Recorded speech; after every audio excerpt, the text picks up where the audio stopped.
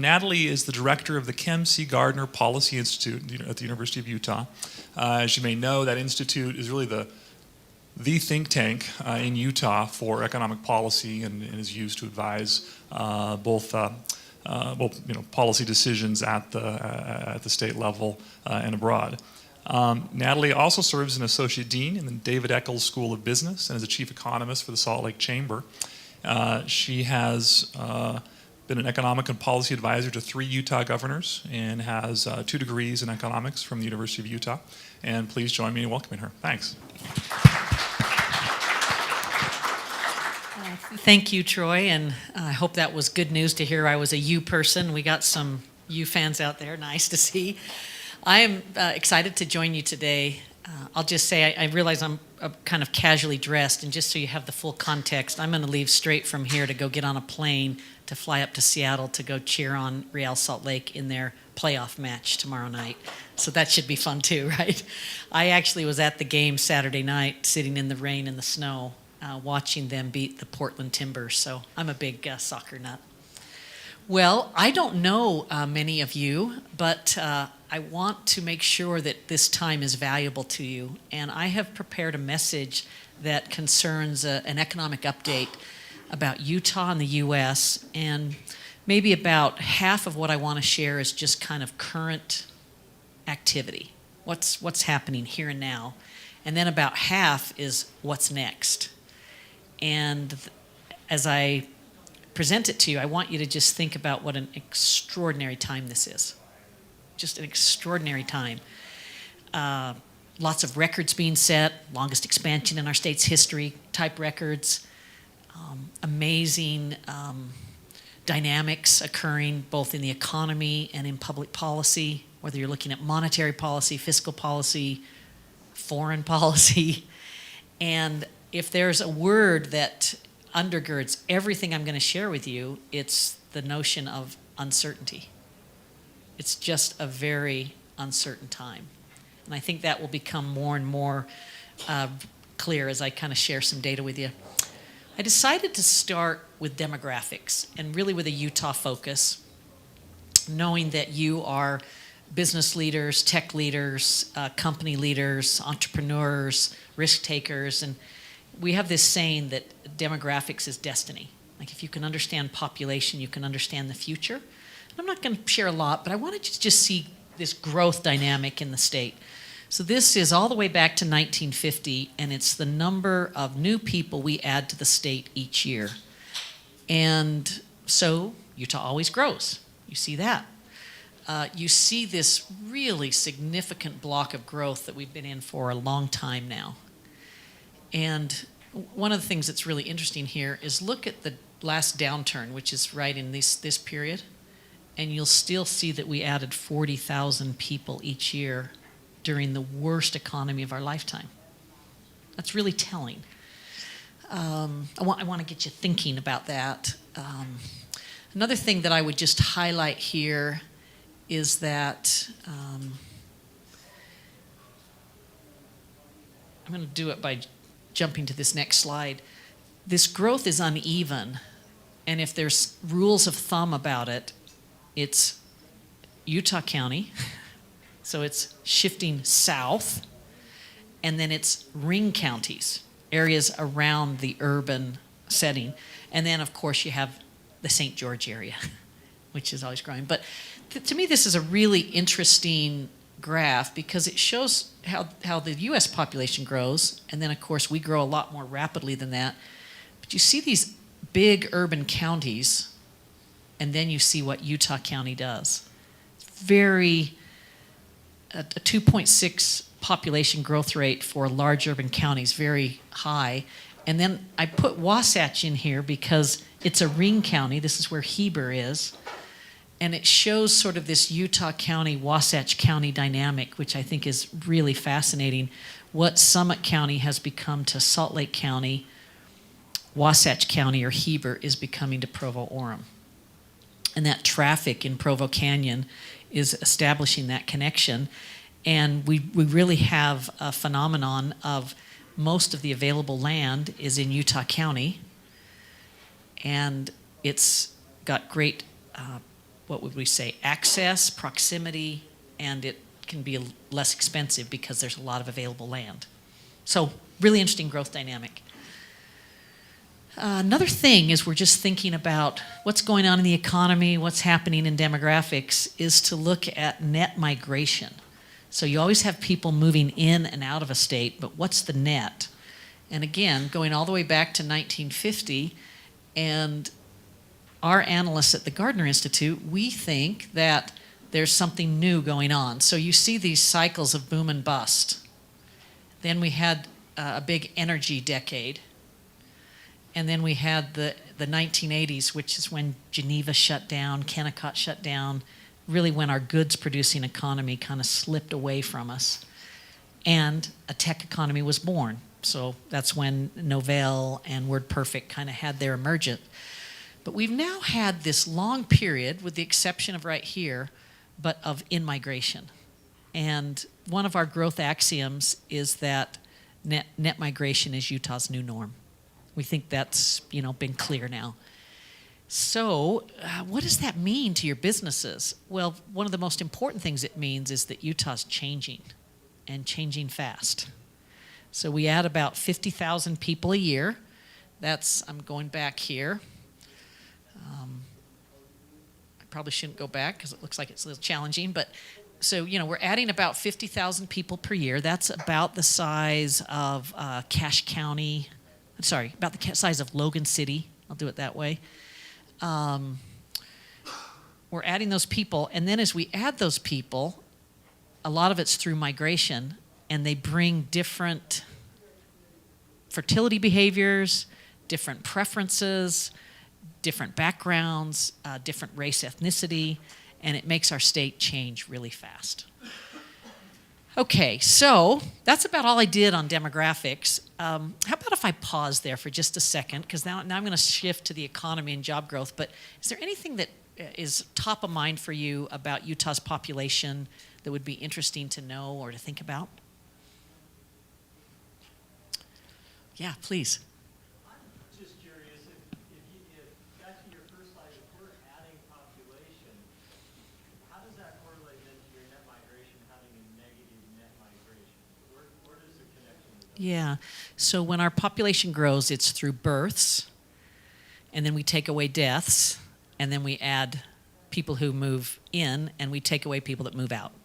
Gotcha, so that's where net migration. Yeah, so the more simple way to say it is the reason we grow even in down times, like right here, is because of our natural increase. And as a general rule in Utah, about 2/3 of our growth has come from ourselves, in sort of modern history. But right now it's more like, I don't know, it's more like, I don't want to say 50-50, but it's close to that. Because we have a strong economy, so a lot of people are moving in. Okay, any other questions on the sort of demographic population part? Yeah. Okay, so Tori's asked, how does our population growth compare to other states? We are always number 1, 2, or 3. So every year the Census Bureau does new estimates, and in the growth rates, Nevada has a rapid growth rate, Utah has a rapid growth rate. Our growth rate is propelled by our high fertility rates, which are declining.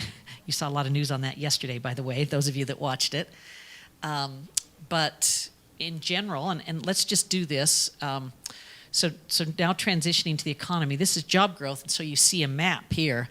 And while this isn't population, it's, if your economy's growing, your population grows.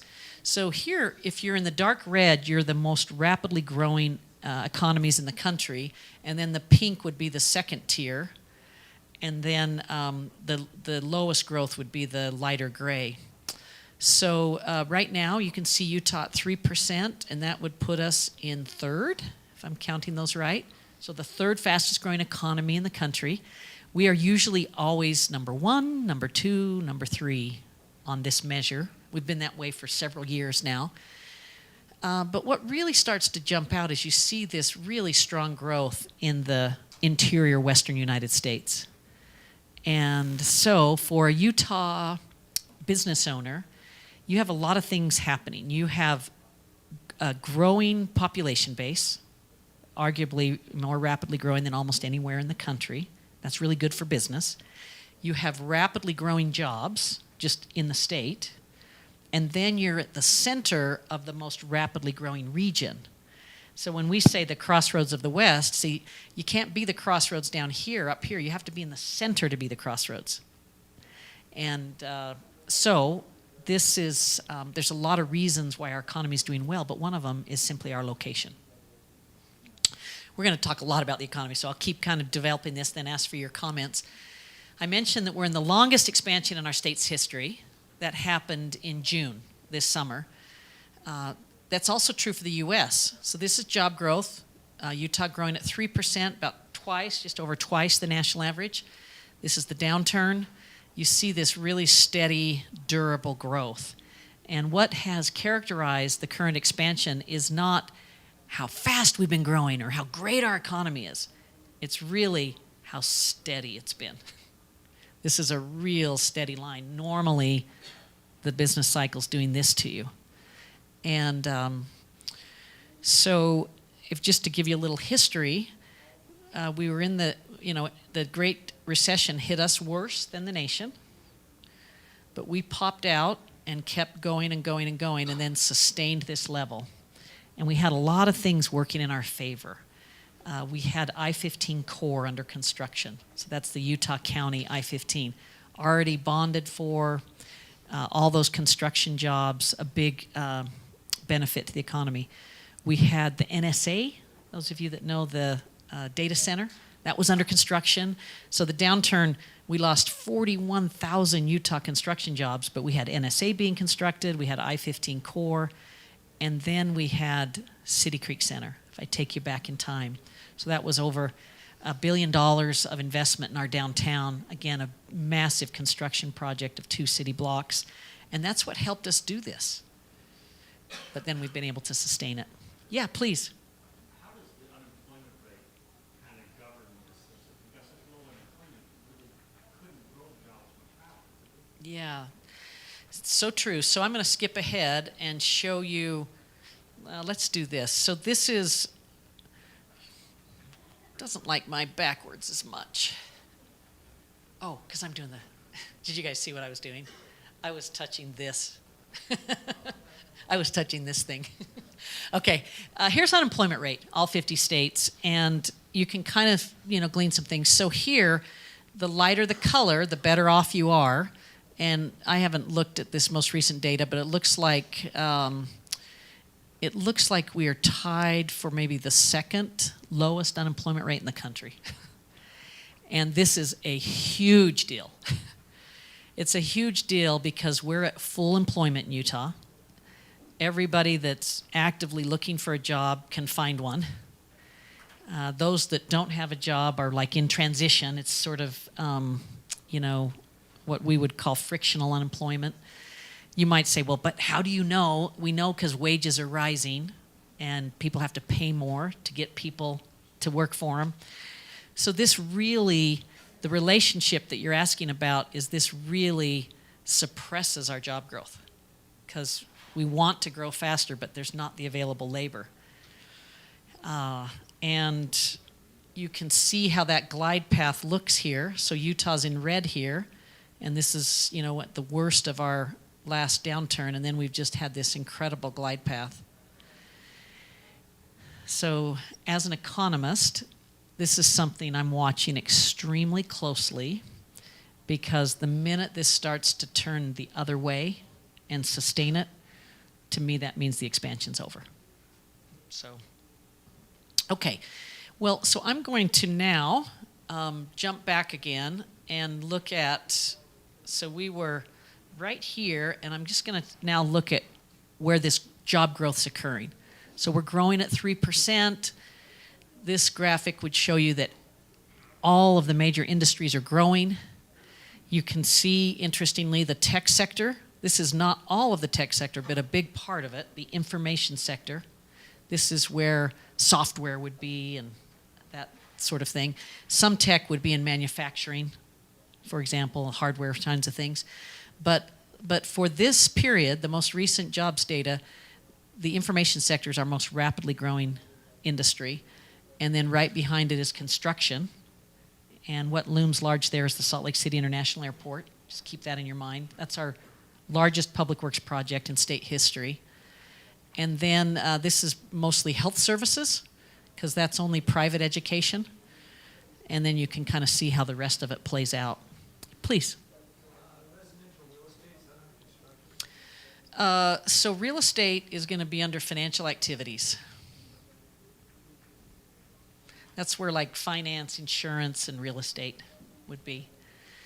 One thing I'll just point out, because you might find it interesting, but see this rather low growth rate here. This is a sector that's dominated by trade, wholesale trade and retail trade. And as you see all of these big box stores that are closing down, as this trend to move towards fulfillment instead of retail, this is a sector that's under enormous shock and disruption right now. But the message, the overall message to a group of business leaders like you would be, wow, we're growing rapidly, it's broad-based, some really positive things are happening, like manufacturing doing so well, tech doing so well, private sector led. You see how government has this really restrained growth rate, which most people would think is a positive. This is the same graphic, but instead of growth rates, it's just the number of new jobs over the last year, and it gives you a sense of size. Gives you a sense of size.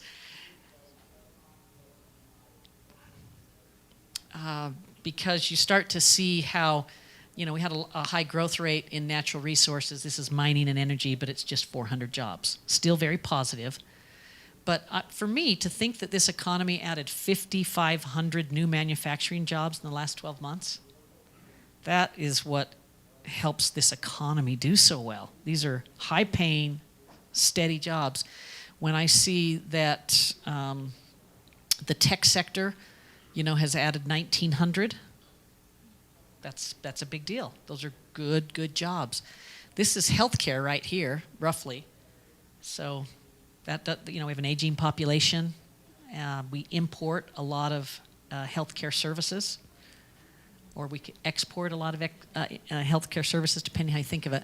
But I hope this kind of gives you a good sense of how the economy's performing. Yeah, go ahead. Professional business services? Yeah. What was included on that? Think of think of accountants, think of attorneys, legal services, architectural services. This is the sector, by the way, that when we talk about a service economy, look at that. We are definitely moving away from, goods producing to service producing. This is a big reason why the state legislature is working very hard, and the governor, to reform our tax system, because our tax system is very much based on an economy that increasingly has changed. And it's a really good time. If you guys don't know a lot about that proposal, there's a new one out. They had a bill last session that went down in flames. They've worked in the interim. Now they've got a proposal out. You'll see some competing proposals. But as someone who works with them a lot, I'll make the prediction that in mid-December they'll have a special session and they will make some incremental changes to our tax code. And they've come a long ways. If you didn't like what you saw in the 2019 session, take a look at the new proposal. It's got a lot of features that addressed issues that were of concern. Okay, well, so I've already shown you those two. I now want to kind of transition a little bit to what's next, just kind of pacing myself here. I've decided to take your questions as we go, so keep, if you have something, pop up to me. But this is just a graphic that I put up to show you. So this is 1950 to the present. The gray is the U.S. and the red is Utah, and this is our job growth over time. This is what I was talking about, how typically you see this, and why I say this is so unusual, that it's so durable, steady, and that it's not so high, right? But what really I want you to take away from this is look how closely associated the Utah economy is with national economic performance. Those peaks and those troughs are kind of jumping up and down together. And so that's the message I wanted to share with you is if in your businesses you want to keep a real steady, focused eye on the economy, keep an eye on U.S. indicators, because our economy is heavily influenced by the U.S. economy, and we have a similar structure. Because we're a regional center, we operate much like the larger economy. We're not like Vegas, where we're really dependent on gaming. We're not like Wyoming, where we're really dependent on energy. We have a very broad-based, diversified economy, which makes us like the U.S. economy, and we move like them. So, and this is just one other way to show that, this is the industry structure of the Utah in red and the U.S. in gray, and because all these bars are about the same, that's telling you that we have the same structure. So we always think of Utah as different, but when it comes to economic structure, we're almost identical. It's fascinating. It's not well known. So I only have with y'all about 25 more minutes, and I want to kind of take you down the road of the economic expansion and when might we have a slowdown. Did you notice I said slowdown, not recession? Okay, so just for fun, I put up a risk matrix that Moody's uses in their thinking, and they've just got the likelihood of something happening, low to high, and the economic impact of it, low to high. So impeachment and removal, they're kind of saying, I don't know, a low likelihood because the Senate won't act. That's why the removal is important. And actually, we've probably already built all this craziness and uncertainty and this drain the swamp, radical administration into our expectations. So I think that's why they put it there.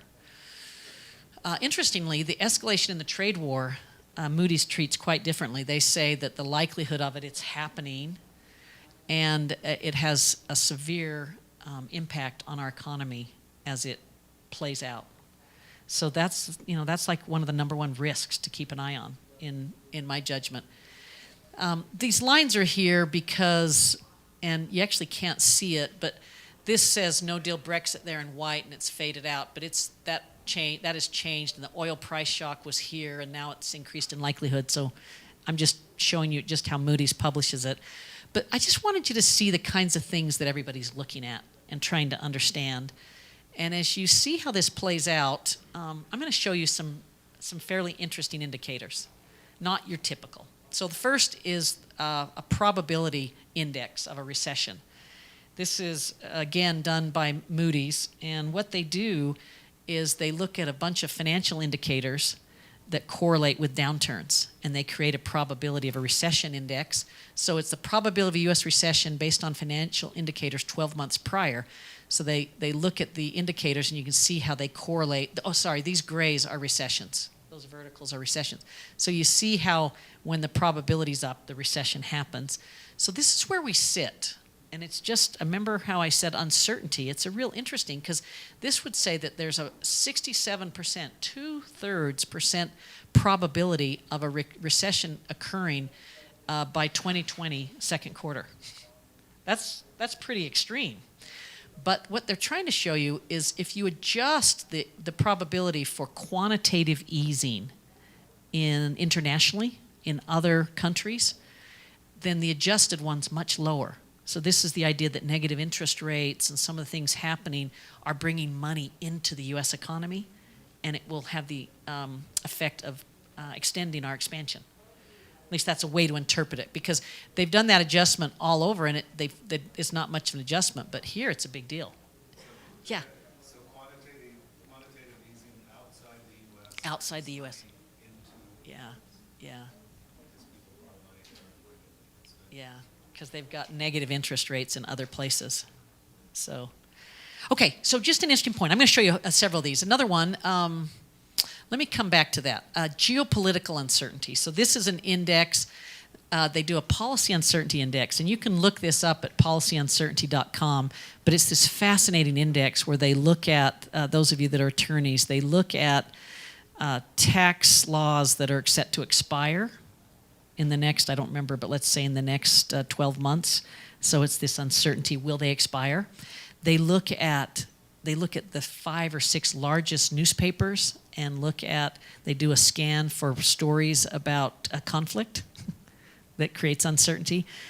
So anyway, it's just to me, it's just really interesting because this uncertainty index, and it makes complete sense, right? Because it's a really uncertain time.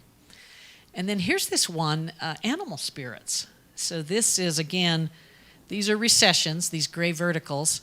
Animal spirits is a term that John Maynard Keynes applied to economics when he said that in good economic times, people's animal spirits take over and they take risks they shouldn't take. And you can see how this, when these animal spirits get high, the downturns happen. The index is actually the S&P 500, consumer confidence, yield curve. It's all these indicators combined into an animal spirits index. Okay, I thought you'd find that interesting. It looks like I have one more that's along those lines, and this would be the yield curve. So normally we think of the future as very uncertain. So we want the long term uncertain, so we want higher rates. And the short term, lower rates, because we have more certainty about the short term. When the yield curve inverts, it changes, and you have higher short-term rates than long-term. And so this is showing you the difference between 10-year and 3-year rates. And so when this line goes below 0, that's a negative. That means that the 3-month are higher than the 10-year, and the yield curve's inverted. So let's do this one. Here's big inversions. Here's the downturns. It has to go below the 0 line. Here's negative. There's the recession. Here's the inversion. There's the recession, inversion, recession, and now we sit here. So this has caught a lot of people's interest, and mentioning there that the average length of time between an inversion and recession is 12 months. You all probably are thinking, she's come here loaded to scare us, and that's really not my point. So I'm going to try to bring this full circle for you a little bit. Did you find those indicators interesting? Some different ones to kind of gel on. This is sort of the really interesting thing to someone like me. Normally, in economic forecasting, we're always looking at what the private economy is doing.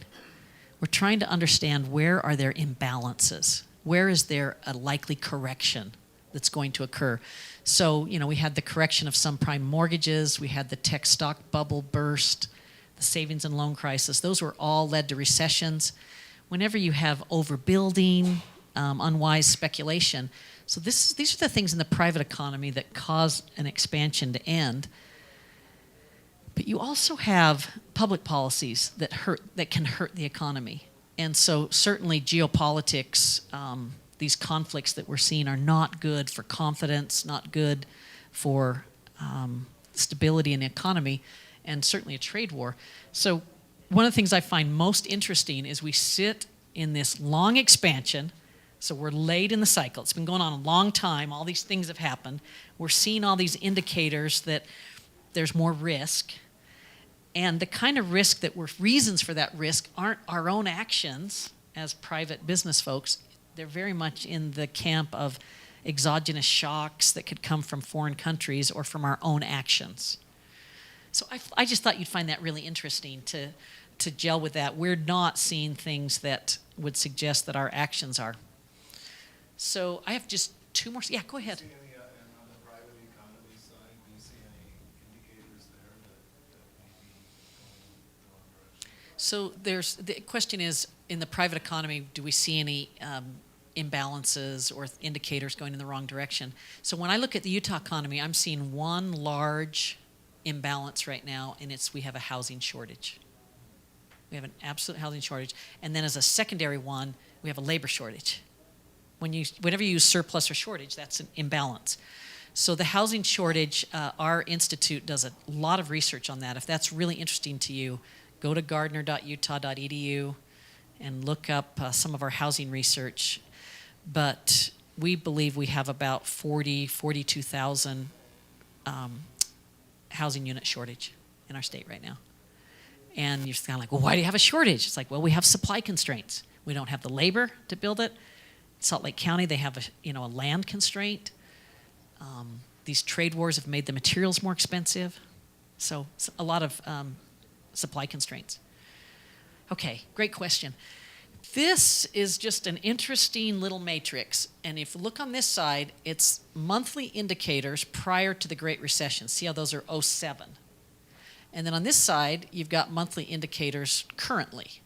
And then these are all these leading, coincident, or lagging indicators. And the leading ones are here, and the coincident ones are here, and the lagging are down here. When it gets red, that's when we're saying that there's this high probability of a downturn. So I just wanted you to see what it looked like last time and what we look like today. And there's there's nothing to really draw from it except that for me, these little cells, every month that goes on, they turn more yellow and more red. That's the nature of economies. To prosper and then to correct, and to prosper and to correct as you work through it. So, I'm going to. I feel like I've been maybe a little bit serious or somber or negative about the economy, but I'm truly just trying to show you the data that we're seeing. As I say that, I wanted to show you this because you might find this really interesting. This is the current forecast, so October 2019, very recent, by the people who oversee the state budget. And the state budget is $17 billion, arguably the largest entity in the state if you treat it like a corporation. Same issues as business. They have to forecast what sales tax and income tax and property tax will be way into the future as they set up their appropriations now. And I just thought you'd find it interesting. They know all the stuff I just showed you, but they are still forecasting. So this is 2019, almost actual. And then this is their forecast. But you can see how they're seeing a very similar year in 2020. And where they see it different, we have more spending and higher pay, a strong consumer economy. So just to kind of bring it full circle, and I'll open it up to your questions, we are in a very uncertain economy. Monetary policy is seeing things that are making them want to lower interest rates. That tells you something. Fiscal policy, we got that huge tax cut that I think extended this expansion. We're spending like crazy. That's very stimulative to the economy. At the same time, we have these headwinds of the trade wars, the labor shortage. I think I would add to that, some concerns about geopolitics and how that affects sentiment. But as we say that, the state of Utah has one of the strongest economies in the nation, located in the best place with really significant leadership, I should say really, really stellar economic leadership, and the forecast remains good for the next 12 months. My parting words, and then I'll just ask you to help me with some questions, is just be present with the indicators, and I'm using the term stop, look, and listen. It's not a time when you can just prosper without a lot of strategy because things have heated up. Okay, with that, I hope that's helpful information. We're at about 1:08 or so, 1:06 or so. Let's take about 10 minutes of questions. Yeah. So, obviously there's an elevated recession risk potentially. Do you feel that it could be worse than a cyclical one just because there might not be bullets left in the chamber with how much stimulus with the tax, the tax law, and all the other things that were done? I mean, we're running $1 trillion deficit during a high time, which we probably shouldn't be doing. Yeah. What does that do macro? Yeah, so this gentleman's asking this question about, so we're late in the cycle, and we know you have a downturn or a slowing, and the really tricky thing is we've spent a lot of our, we've used a lot of our bullets was the term that was used. So just to break those down, our interest rates are so low, and the Fed's going to meet again real soon here, and they're going to lower them again. That's the word on the street.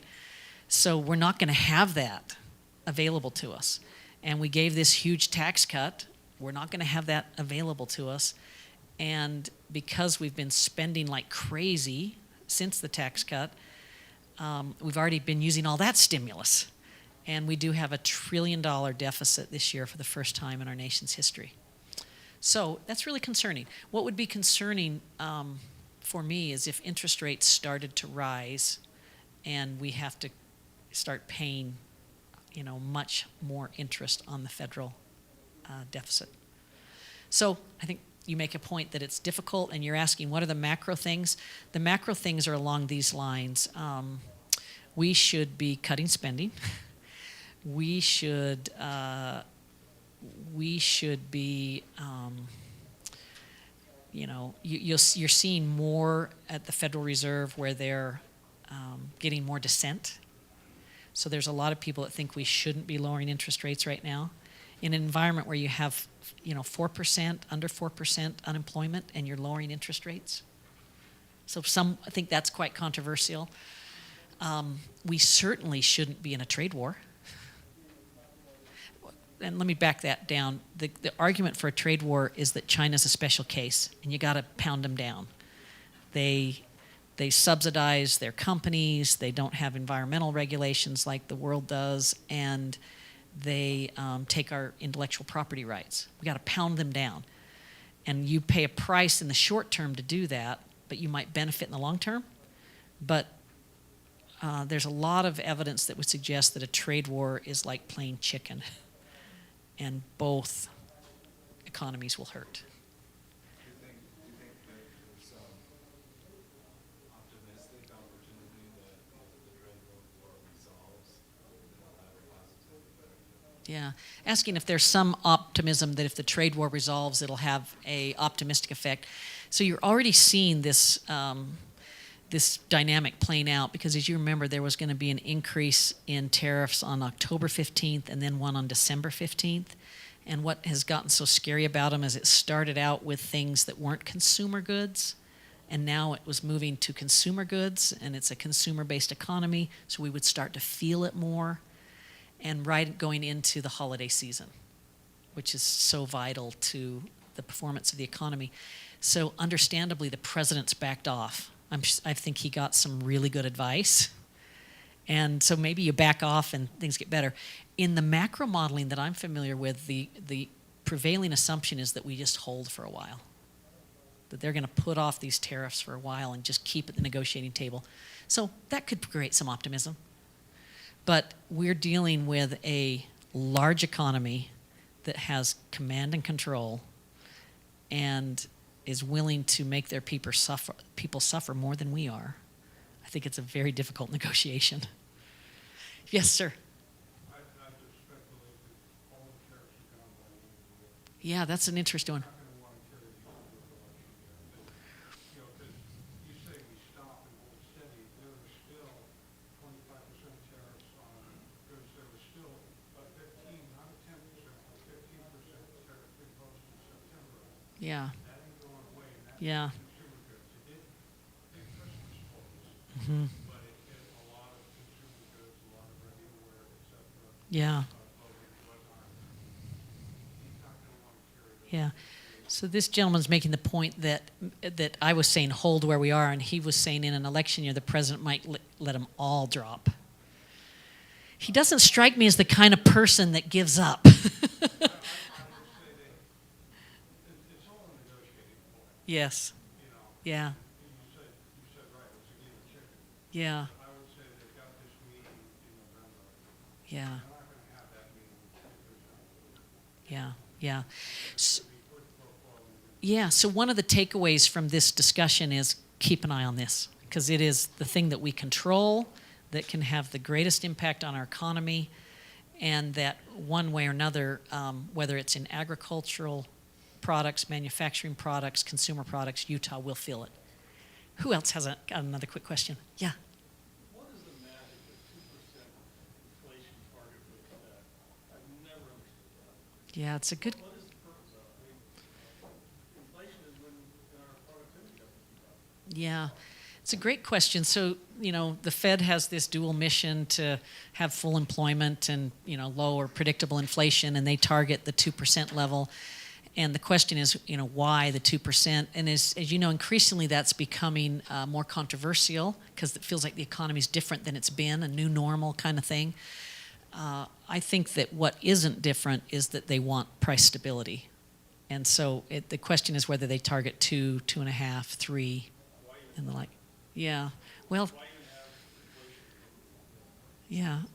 I think their point would be that we want to, we want to set the standard and communicate to the economy that we're trying to give you stability and the ability to know what inflation will be, and we have tools that can target it. So if we target something, you have more certainty.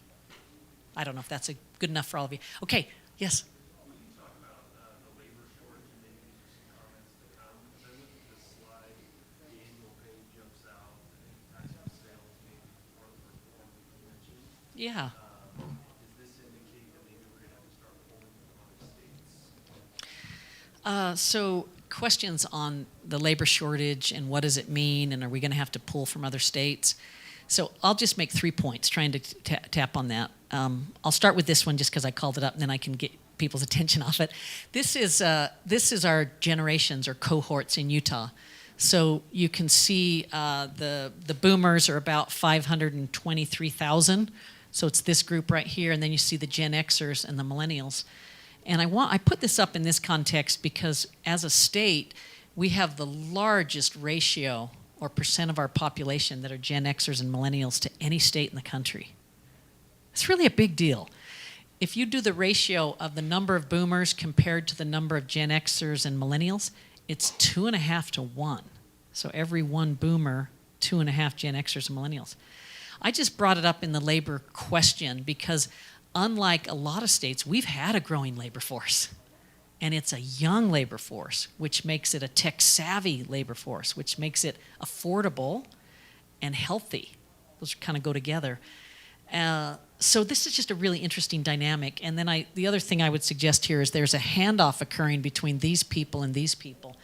And 10 years ago, that handoff wasn't happening. You were still in the boomer world for leadership. But look at the governor's race. All these candidates are Gen Xers. And Herbert, in my estimation, will be the last baby boomer governor in our state. Now, those of you that are politically minded will be thinking, John Huntsman Jr., he's a boomer. He's talking about running. Is Natalie saying that John Huntsman Jr. won't be governor? And my prediction is he's not going to run, but nobody seems to agree with me. But put that aside, if he does run and win, he acts like a Gen Xer. So I think I'm right. Okay, all right, but that's I just thought you'd find this data interesting, and I'd put it in the deck. On the other point of labor shortage, people migrate for retirement, like for climate and the like. They migrate for school, but the vast majority of migration is employment related. So if we have a strong economy, people are going to keep coming in, and our current forecasts are that we continue to be a in-migration state for the foreseeable future. So this labor shortage is going to continue. The thing that would help us the most would be immigration reform, because we have the most acute shortages in the high-tech or high-skilled and in the hourly, and both of those are places where immigrants bring a lot of value to our economy. But it's a political mess and difficult. But as the economy slows, there'll be more pressure to reform immigration because it will help our economy. Okay, I got good news for myself. I think I mentioned I'm heading up to Seattle, and I do have to close this down so I can make my flight. But I hope it's been helpful. I was excited to have the invitation to be here. I heard a lot about what you do and how important you are to the economy. And if this kind of information helps you make better decisions, that will make me a very happy person. Thank you so much.